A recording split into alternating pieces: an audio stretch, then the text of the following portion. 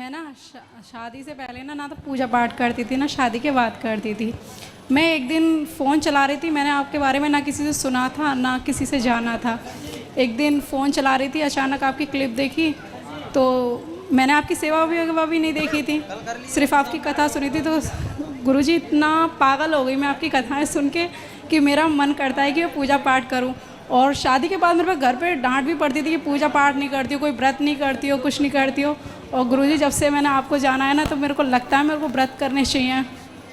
और गुरुजी एक बार मैं आई भी थी 10 मार्च को, तो अपनी पतिदेव से लड़ते लड़ते पहुंच गए थे यहाँ पे और अब की बार मैं टीचिंग करती थी तो मैं रिज़ाइन कर यहाँ पे 5 दिन गुरु आपसे बात करने के लिए बातें नहीं हो पा रही थी। बताओ। तो गुरुजी अभी मैंने आपसे गुरु दीक्षा ली थी, आपने मेरे को 3 व्रत बताए थे। एक एकादशी था, एक अष्टमी था शायद, रामनवमी और एक कृष्ण जन्माष्टमी। कृष्ण तो गुरुजी वही जन्माष्टमी वही रामनवमी है जो राम जी का जन्म हुआ तो रामनवमी नहीं, एक तो महीने में पड़ती हैं। चैत्र की रामनवमी चैत्र में आती है रामनवमी। जन्माष्टमी भादों में आती है साल में एक बार। अच्छा। और गुरुजी जैसे कुछ लोग बोलते हैं कि एकादशी में कि जैसे हम सुबह को जो पूजा पाठ करते हैं तो वो वैसे ही करते हैं जैसे घरेलू पूजा करते हैं या उसमें कुछ कथाएं वथाएं करनी पड़ती हैं?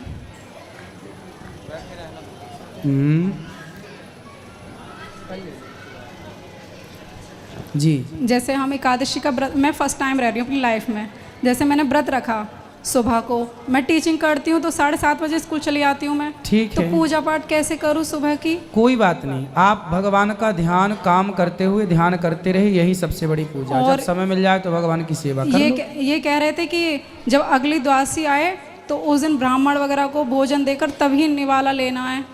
तो यदि ऐसा कर पाओ कि ब्राह्मणों को भोजन करा पाओ तो कराओ, वरना जरूरी नहीं है। आप द्वादशी के दिन भगवान का प्रसाद, चावल प्रसाद लेके व्रत पूरा कर सकते हैं। जी गुरुजी, उस दिन जब मैं लड़ाई में आई थी तो मैंने पता नहीं क्या प्रश्न किया था, लेकिन मेरा वो प्रश्न का उत्तर नहीं मिला था मुझे। क्या प्रश्न है, पूछो। मेरा प्रश्न था कि हनुमान जी के जो 5 मुख थे, है ना, तो वो क्यों थे? हमने तो हनुमान जी को एक ही मुख देखा है, तो 5 मुख। भाई हनुमान जी पंचमुखी इसलिए होते हैं क्योंकि जब रावण ने पाताल में राम लक्ष्मण को, राम जी का अपहरण कर लिया जी, तो उसकी देवी जो कुल देवी थी उनके यहाँ एक दीपक, 5 दीपक थे और उसको वरदान था कि जो एक साथ इन 5 दीपक को बुझाएगा वही इसे मार पाएगा।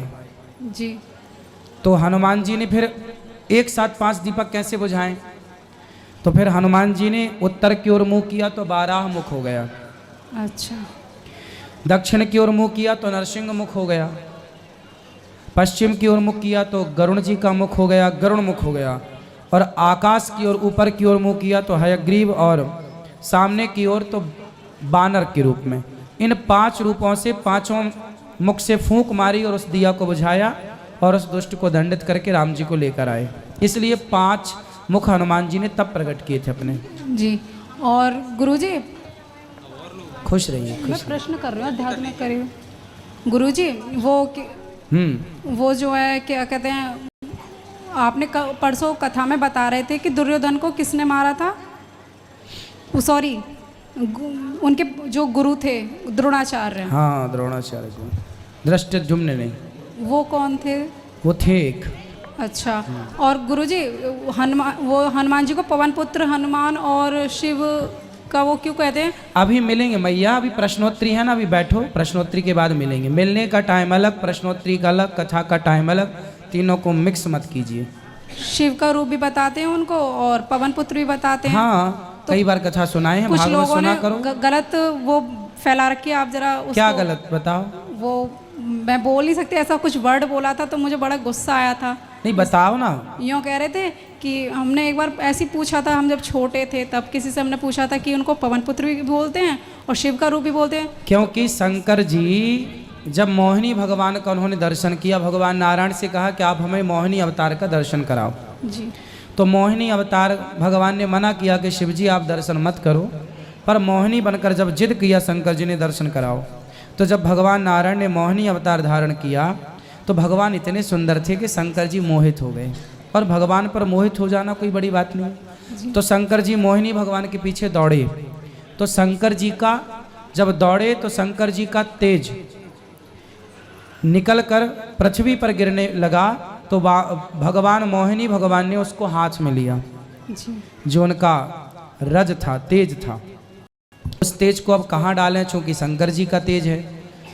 तब फिर अंजनी माँ के पास गए और उसके कानों से पवन के द्वारा, क्योंकि पवन देवता ही सहयोग करेंगे तब ना वो तेज कान से भीतर गर्भ में प्रवेश करेगा। जी तो पवन के द्वारा पवन का सहयोग लिया गया उस तेज को गर्भ में स्थापित करने के लिए। इसलिए पवन पुत्र हैं। शिव जी के तेज से प्रकट हुए तो शंकर सुवन है। और अंजनी माँ का विवाह केसरी से हुआ था, इसलिए केसरी नंदन है। गुरुजी देखिए, सब आपसे कोई दुपट्टा मांगते, कोई कुछ, लेकिन मैं आपसे अलग से एक गिफ्ट मांगती हूँ। पता है, मेरी पतिदेव से लड़ाई हो जाती है रिचार्ज कराने के ऊपर कि आपकी प्रश्नोत्तरी यूट्यूब पर ही आती है, ये इतने सारे सीरियल आते हैं बेवजह के आते हैं। तो गुरुजी मेरी आपसे प्रार्थना है कि आप अपनी टीवी पर भी 1 घंटे की प्रश्नोत्तरी डालिए।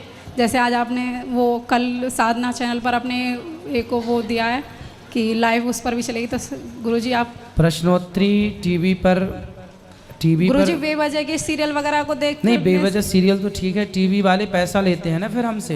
अच्छा गुरुजी, तो फ्री में थोड़ी चलाते हैं टीवी वाले।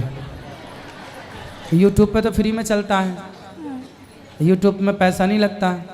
टीवी वाले तो अभी 1 घंटे का मांगे बहुत सारा पैसा। गुरुजी हमारे साथ ये भी आई हुई है, हमारी भतीजी, ये भी आपसे बहुत मिलजुल कर बहुत खुश हो रही है और ये भी पूजा करने लगी है। वरना इसे ताने मिलते थे जैसी तेरी बुआ थी ऐसी भतीजी है, तो ये भी पूजा नहीं करती थी। गुरुजी 2 बातें इससे कर ली, कराओ। फिर दे देना भैया को। गुरुजी राधे राधे। राधे राधे। आपके चरणों में कोटि कोटि प्रणाम। खुश रहिए। मैं आपको एक भजन सुनाना चाहती हूँ। सुनाओ। मन में बसा कर तेरी मूर्ति, उतारूं मैं गिरधर तेरी आरती। मन में बसा कर तेरी मूर्ति, उतारूं मैं गिरधर तेरी आरती। बहुत सुंदर, बहुत बढ़िया, खुश रहो। चलो सबको मौका दो थोड़ा थोड़ा।